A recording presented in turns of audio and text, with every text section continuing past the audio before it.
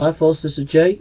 We're looking at this book, and we're looking at chapter The Preacher of the Living Word by Woodhouse, and he talks about the Word of God in the New Testament, and we read in 1 Corinthians chapter 1, 17 and 18, Christ did not send me to baptize, but to preach the gospel, not with words of human wisdom, lest the cross of Christ be emptied with its power.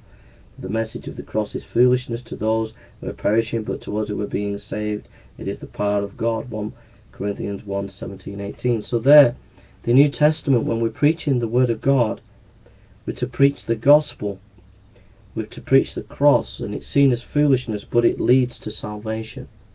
That's the living Word. In 2 Corinthians 4, 1, 2, therefore, since through God's mercy we have this ministry, we do not lose heart.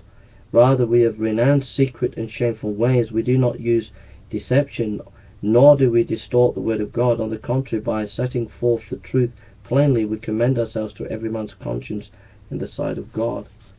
We're to set the word of God before people, to people's conscience. In Philippians 1:12, 14 and 18, now I want you to know, brothers, that what has happened to me has really served to advance the gospel.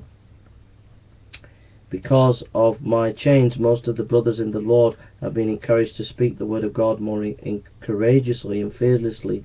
The important thing is that in every way, whether from false motives or truth, Christ is preached, and because of this I rejoice. He says to speak the word of God more courageously and fearlessly, that we've got to be bold in that proclamation. Let's read 1 Peter 1:23-25. All men are like grass, and all their glory is like the flowers of the field.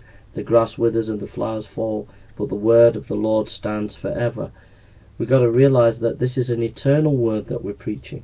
1 Thessalonians 2:13. And we also thank God continually, because when you received the word of God, which you heard from us, you accepted it not as the word of men, but as it actually is, the word of God, which is at work in you who believe. This is truly the word of God, and it's at work in people who believe.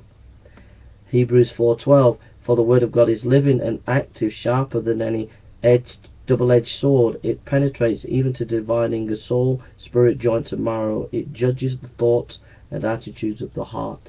The word of God goes deep into men's hearts. So it shows here that the Bible's understanding of the Bible is very dynamic.